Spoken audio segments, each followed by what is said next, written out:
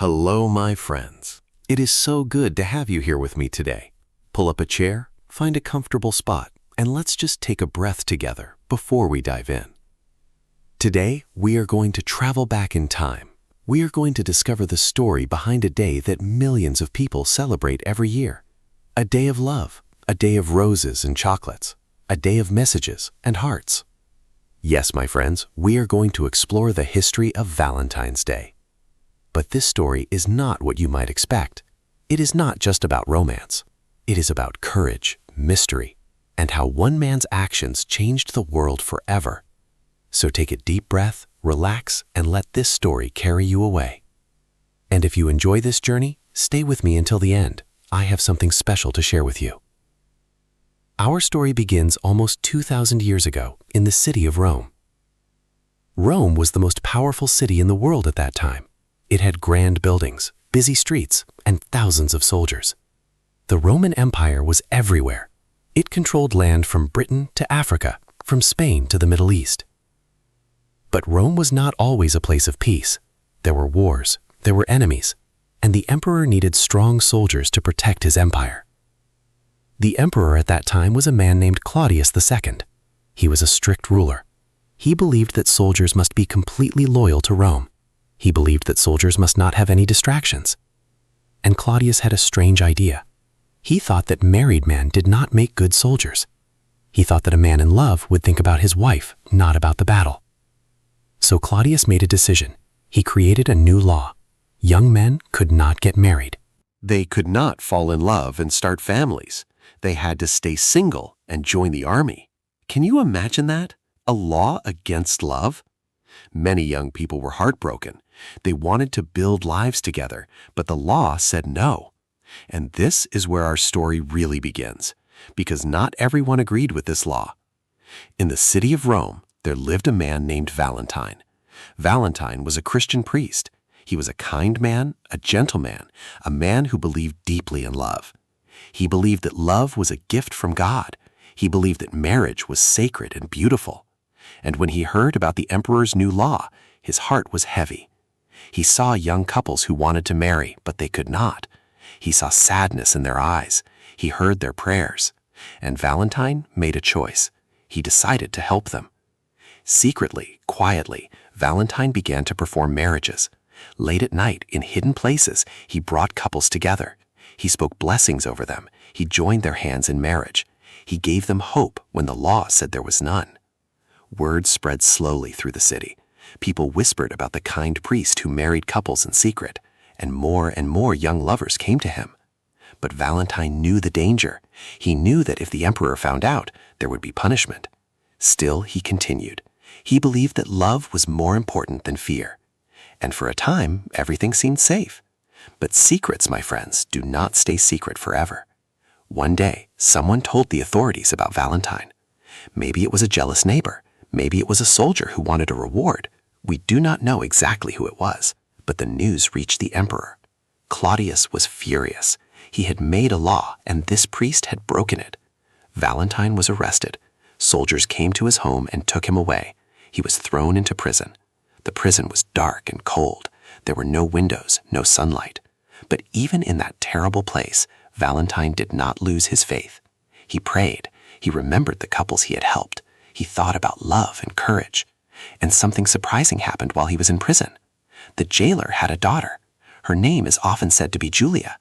Julia was blind. She could not see the world around her. Her father loved her very much, but he was sad because there was no cure for her blindness. When the jailer learned that Valentine was a priest, he asked him to pray for Julia. Valentine agreed. He spent time with her. He told her stories. He prayed with her. And according to the legend, a miracle happened. Julia's sight was restored. She could see again. Her father was amazed. He was grateful. And Julia and Valentine became friends. But even this kindness could not save Valentine from his fate. The emperor ordered that Valentine be executed. He would be put to death for breaking the law. Valentine knew his time was short, but he did not spend his final days in anger or fear. Instead, he spent them in love. The night before his execution, Valentine wrote a letter. He wrote it to Julia, the jailer's daughter. He thanked her for her friendship. He encouraged her to stay close to God. He told her to keep her faith strong. And at the end of the letter, he signed it with words that would echo through history. He wrote, "From your Valentine." Those simple words, my friends, became the beginning of a tradition that continues today. On February 14th, in the year 270 AD, Valentine was executed. He died because he chose love over fear. He died because he believed in something bigger than himself. The Christian Church remembered him. They honored his courage. They called him Saint Valentine. And over time, his story spread across Europe and beyond. People remembered the priest who married couples in secret. They remembered his final letter. And slowly, February 14th became a day to celebrate love. For many centuries, Valentine's story was told in churches and communities. But Valentine's Day as we know it today did not appear immediately. It grew slowly, step by step, across hundreds of years. In the Middle Ages, people in Europe began to believe that February 14th was the day when birds started to choose their mates. They thought it was the beginning of spring, the season of new life and love. Poets wrote about it. Lovers exchanged handwritten notes. In England and France, young men and women drew names to see who would be their Valentine for the year.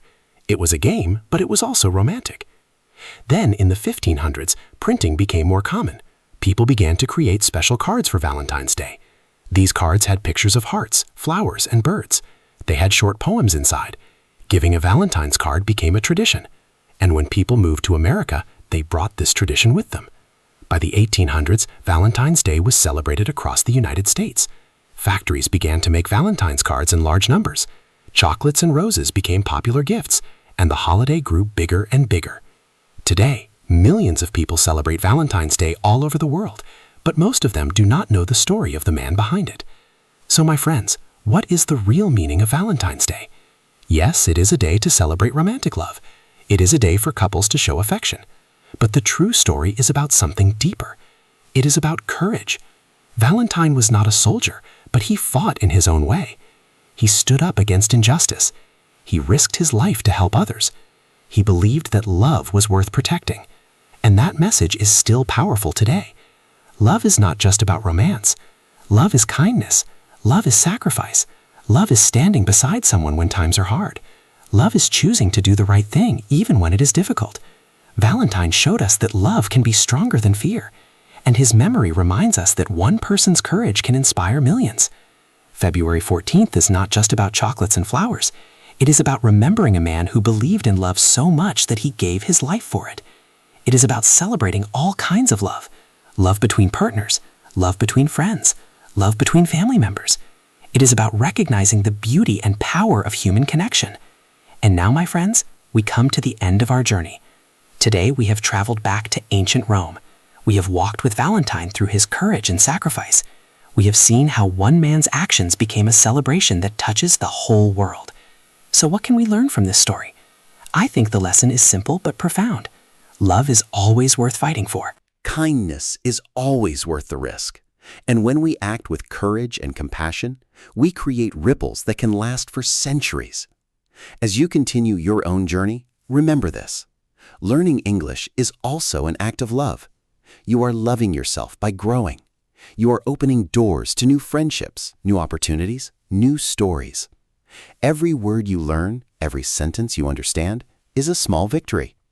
Be patient with yourself, be kind to yourself, and keep going. I want to thank you for spending this time with me today. It truly means so much. If this story touched your heart, I would love to hear from you. Leave a comment below and tell me, what does love mean to you? Or share one thing you learned today. Your words help this community grow, and they help me create more stories for you. And if you are new here, welcome to Sam Stone English. This is a place where we learn together, grow together, and discover the world through stories. Subscribe and join us on this journey.